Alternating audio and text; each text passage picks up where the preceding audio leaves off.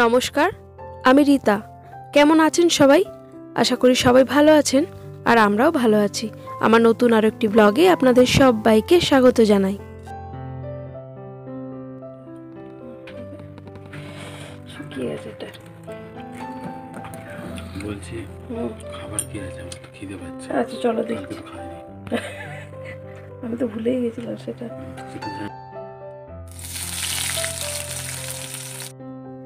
আমি আজকে আপনাদের সঙ্গে যে ব্লগটা শেয়ার করছি, সেই ব্লগটার কোনো দিন, তারিখ বা বার কিছুই আমার মনে নেই। শুধু এইটুকু মনে আছে, এই ব্লগটা যেদিন শ্যুট করেছিলাম সেটা সম্ভবত পৌষ সংক্রান্তির আগের দিন।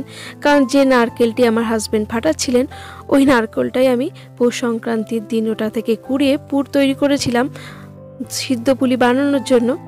সে যাই হোক, তবে এই দিনটিতে আমি কিন্তু খুব সকাল সকালই উঠে পড়েছিলাম। আর সেদিন প্রচণ্ড ঠান্ডাই ছিল, যেটা এখনও চলছে সেই ঠান্ডাটা।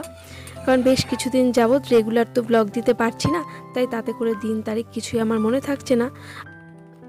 তার আগের দিন আমার হাজব্যান্ডের রাত্রেবেলা আর কিছু খাওয়া হয়নি। সন্ধ্যেবেলা টিফিন খাওয়ার পর উনি ঘুমিয়ে পড়েছিলেন, কারণ সেদিন এতটাই পরিশ্রম হয়েছিল, তো সে কারণে ঘুমিয়ে পড়েছে আর সে রাতে খায়নি। তাই সকালবেলা উঠে তার প্রচণ্ড খিদে পেয়ে গেছিলো। আর আমার না একেবারে আমি সেটা বেমালুম ভুলে গিয়েছিলাম, তাই তাড়াতাড়ি তার জন্য কয়েকটা রুটি করলাম আর মুসুর ডাল দিয়ে একটু তড়কা বানিয়ে নিলাম। মুসুর ডালটা যখন সেদ্ধ করেছিলাম ওইভাবে একটু গোটা গোটা রেখেছিলাম, আর তার মধ্যে গাজর, পেঁয়াজ আর ঘরে কিছু সবজি ছিল, সেই সমস্ত কিছু দিয়ে একটা তড়কার ডাল বানিয়েছিলাম। আর এইরকম ফুলকো ফুলকো নরম নরম রুটি, তো এটা দিয়ে ব্রেকফাস্ট করবে। চলুন বেশ কয়েকটা রুটি আগে থাকতে করে নিলাম, আরও কয়েকটা বেলতে হবে। তো তার আগে সোনাকে আর সোনার বাবাকে খেতে দিয়ে দিই। আর সকাল সকাল যদি এরকম একটা কালারফুল সবজি হয় তো দেখতে কতই না ভালো লাগে, তাই না?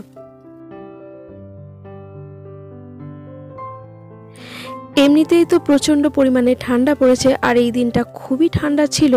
তো সকালবেলা সমস্ত বাসি কাজকর্ম করেছি, তো সেই সমস্ত কিছু আর ক্যামেরা নিয়ে শ্যুট করা হয়নি। আসলে এত ঠান্ডার মধ্যে কাজকর্মগুলো করা, তো এমনিতেই ক্যামেরা নিয়ে শ্যুট করলে 1 ঘন্টার কাজ করতে 2 ঘন্টা লেগে যায়। তাতে করে ওই ঠান্ডার মধ্যে আর ইচ্ছে করছিল না যে ক্যামেরা নিয়ে এদিক ওদিক ঘুরিয়ে শ্যুট করি। তাই চটজলদি যতটা সম্ভব তাড়াতাড়ি করে জলের কাজগুলো সেরে আমি চলে এসেছি। আর হাজব্যান্ড ঘরে বসে নারকেলটা ফাটাচ্ছিলেন। আর এই তো তারপরে আমি তাড়াতাড়ি করে এসে চেঞ্জ করে নিয়ে তারপরে সকালবেলার ব্রেকফাস্টটা তৈরি করে নিলাম। তো ওখানে সোনার আর সোনার বাবার তো খাওয়া হয়ে গেছে, এবং তাদের দেওয়ার পর আমি নিজের জন্য খাবারটা বের নিলাম। আর এই তো খাবারটা খেয়ে নিয়ে তারপর আবারও বেশ কিছু কাজ আছে, সেগুলো সেরে নেব। আর আজকের ব্লগটিতে আমি সকাল থেকে রাত পর্যন্ত কোনো রকম দ্বিতীয় ব্যক্তির সাহায্য ছাড়াই কিভাবে সমস্ত কাজগুলো সময়ের মধ্যে কমপ্লিট করি এই অতিরিক্ত ঠান্ডায়, সেগুলোই আপনাদের সঙ্গে এই ব্লগের মাধ্যমে শেয়ার করব। সংসারের কাজ মানেই তো জলের কাজ। তো সকালবেলা একবার তো বাসন মেজেছি, কিন্তু তারও পরে এই যে খাওয়া দাওয়া করা হলো সকালবেলার, তারপরে আরও কিছু বাসন বেরিয়েছিল, তো সেগুলো ধুয়ে মেজে নিলাম। কারণ এগুলো একের পর এক জমতে থাকলে একেবারে পাহাড় হয়ে যাবে বাসনের, তাই যখন যেমন সময় পাচ্ছি সেইভাবে ধুয়ে নিচ্ছি। আর আজকে সত্যি সত্যি এতটাই ঠান্ডা, বারবার বলে ফেলছি, সত্যি কথা বলতে জলের কাজ করছি তো মনে হচ্ছে যেন হাত একেবারে কেটে পড়ে যাচ্ছে, এইরকমই ঠান্ডা। তবে কি আমাদের জলটা তো টিউবওয়েলের জল, তো সেই জন্য টিউবওয়েলের জলটা শীতকালে বেশ গরম গরম থাকে, তাই বাসনটা মাজতে একটু সুবিধে হয়। কিন্তু জল যদি তুলে রাখা হয় তাহলে প্রচণ্ডই ঠান্ডা হয়ে যায়। আর এই তো বাসনগুলো মেজে নেওয়ার পর বাজার থেকে যে আলুগুলো এনেছিল, তো নতুন আলু, এগুলোতে প্রচণ্ডই মাটি কাদা মাখা ছিল, তো সেইগুলো একটু ভালো করে ধুয়ে নিলাম।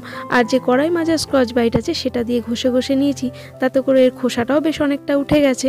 আর এইভাবে জল ঝরানোর জন্য একটু রেখে দিলাম। কি বলবো আমি, এই টাকাটা ব্যাগ পকেটে নে। কি বলবি বলতো? বলবি যে ওই 2 কিলো মিনিকেট চাল দিন, ঠিক আছে? হ্যাঁ হ্যাঁ, টাটা। বেশ ভালো রোদ উঠেছে এখন। বাবা সকালবেলা যে ঠান্ডা ছিল। একটা সাইড দিয়ে যাবে, ঠিক আছে? গাড়ি ঘোড়া দেখে পার হবে রাস্তা, কেমন? টাটা।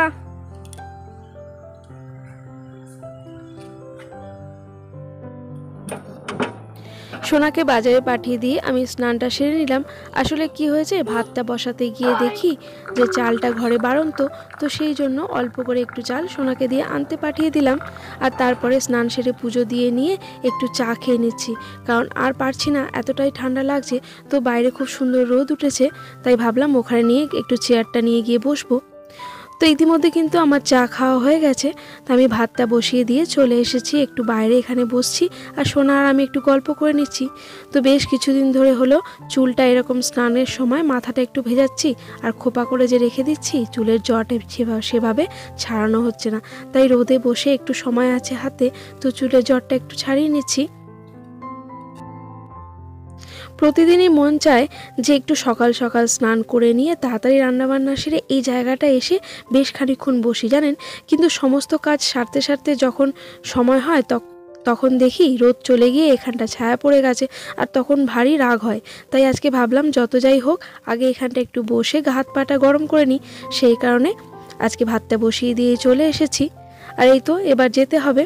তাই সোনাকে বললাম তুমি এখানে বসো, আর এতটাই রোদ পড়েছে সোনার ভীষণ গরম লাগছে, তাই এই সোয়েটারটা খুলে দিচ্ছি। চলুন। আর আজকে রান্নাবান্না আপনাদের সঙ্গে সেভাবে কিছু শেয়ার করব না, কারণ প্রতিদিন তো কম বেশি রান্নাবান্না শেয়ার করে থাকি, তাই আপনাদের সঙ্গে একেবারে দেখা হবে খাওয়ার সময়।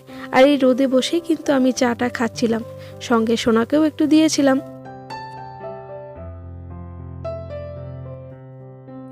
এখন বেলা প্রায় 2টো বাজে, তো হাজবেন্ড তার কাজ থেকে বাড়ি চলে এসেছেন। আর প্রথমেই মেনুতে রয়েছে পাঁপড় ভাজা, কারণ আজকে যা রান্না হয়েছে তাতে সোনার একটু পাঁপড় ভাজা চাই। আর এখানে 3টে বেগুনি যে দেখছেন, আগের দিন হাজবেন্ড যে পিকনিকে গেছিল, তো ফেরার সময় অনেকগুলো বেগুনি নিয়ে এসেছিল, তার মধ্যে 3টে মাত্র পড়ে আছে আর বাকিগুলো খাওয়া হয়ে গেছে। আর আজকের মেনুতে ছিল পেঁয়াজ কলি আলু ভাজা, সয়াবিন আলুর তরকারি, পালং শাকের চচ্চড়ি, আর গতকালের মাছ পড়েছিল আর একটু বাঁধাকপি। তো চলুন খাওয়া দাওয়াটা সেরে নিই।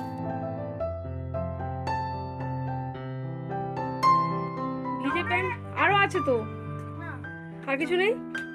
চট আছে, আমি চটটা নিয়ে আসলাম না, তুমি নিয়ে আসবে ভালো। ঠিক আছে।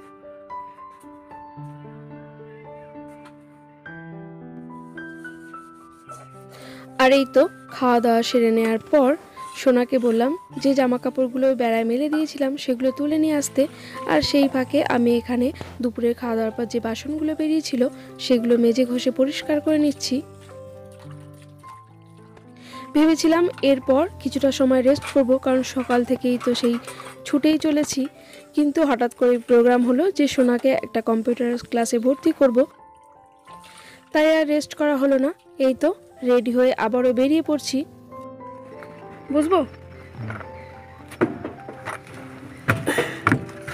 চলো।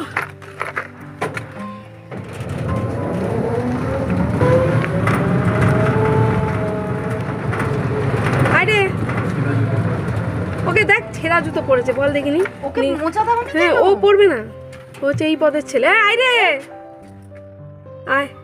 এরকম করে জানিস, ও ডবল প্যান্ট পরেছে তো? হ্যাঁ ডবল প্যান্ট। হ্যাঁ বললো আমি ডবল প্যান্ট পরেছি। এটা কম নেই। দুটোর চাদর নিয়েছি, চলো। আর এই তো সপরিবারে বেরিয়ে পড়লাম। তবে সঙ্গে আছে ননি আর ননির মা রিপা, কারণ ওদেরও একটু দরকার আছে, তো একসঙ্গে আমরা বেরিয়ে পড়লাম। আর যেতে যেতে মাঠের পাশে এই যে এত সুন্দর সর্ষে ফুলগুলো ফুটেছে, কি অপূর্ব লাগছে দেখতে, তাই না বলুন? তো একটু হাতে সময় থাকলে কয়েকটা সেলফি তুলতাম, কিন্তু সে সময় আর হলো না। আর এই তো দেখতে দেখতে চলে এসেছি কম্পিউটার ক্লাসে। তবে এর আগে বেশ কিছুক্ষণ সময় একটা সাহেজি দিদির বাড়িতে গেছিলাম, সেখানে বেশ কিছুটা সময় কাটিয়েছি, একটু চা খেয়েছি। তারপরে প্রায় সন্ধে হতে হতে চলে এসেছি এখানে। তো কথাবার্তা সমস্ত কিছু ঠিক হয়ে গেছে। তবে আগামী মাস থেকে সোনা এই ক্লাসে জয়েন করবে, কারণ এখন সেশনটা ওদের চালু হয়নি। তো তখনই এসে আবার কথা বলতে হবে, অর্থাৎ তখন এসেই সোনা অ্যাডমিশন হবে। আর এটা হচ্ছে আমাদের বাড়ি থেকে 2টো স্টেশন এগিয়ে গিয়ে।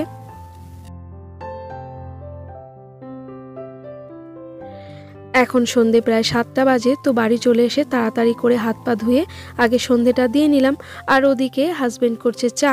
তো চলুন চা খেয়ে নিয়ে কিছুক্ষণ একটু বসবো, তারপরে তো আবার রাতের ডিনারের ব্যবস্থা করতে হবে। তবে আজ ভাবছি একটু পাটিসাপটা করব, কারণ সমস্ত কিছু জোগাড় করে রেখেছিলাম। আর আজ যদি না করি তাহলে আজকাল করতে করতে তারপরে আর করাই হবে না। তো সেই কারণে চা খেয়ে নিয়ে একটু কিছুক্ষণ বসবো, আর তারপরে রাতের ডিনারের ব্যবস্থা সঙ্গে পাটিসাপটাটাও তৈরি করে নেব, আর সেটাও আপনাদের সঙ্গে শেয়ার করব। তার আগে বলুন তো আমার আজকের ব্লগটি আপনাদের কেমন লাগলো একটা কমেন্ট করে জানাবেন। যদি ভালো লাগে একটা লাইক করবেন। আর এই ধরনের ভিডিওগুলি যদি আপনারা প্রতিনিয়ত দেখতে চান তাহলে চাইলে আমার চ্যানেলটি সাবস্ক্রাইবও করতে পারেন।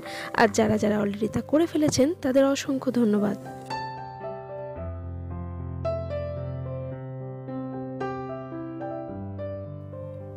পাটিসাপটা তৈরি করার জন্য ব্যাটারটা আমি অনেক আগেই তৈরি করে নিয়েছিলাম, তো সেটা আপনাদের সঙ্গে শেয়ার করা হয়নি। এর মধ্যে বেশ কিছুটা পরিমাণ চাল গুঁড়ো, দুধ আর চিনি দিয়ে ব্যাটারটা তৈরি করেছি। আর পুরের জন্য নিয়েছি সন্দেশ। তো প্রথমে একটা তৈরি করে দেখে নিলাম, সেটা বেশ ভালোই উঠেছে। তবে জানি না কেন এইভাবে পুরো ফুটো ফুটো যেরকম কেন হয়ে যাচ্ছে জানি না। তো পাটিসাপটাটা আমার করতে একটু ভয়ই লাগে যদি না উঠতে যায়, কিন্তু এই ফ্রাইং প্যানটা খুবই ভালো, তো সেই জন্য উঠছে। আর হাতে করে এইভাবে তুলে নিচ্ছি। তো এর আগে বেশ কয়েকটা করে হাজব্যান্ডকে দিয়ে এসেছি, আর এখন যে কটা করছি তো এখান থেকে সোনা আর এবং আমিও খাবো। তো চলুন, মোটামুটি বেশ কয়েকটা পাটিসাপটা তৈরি করে নিয়েছি।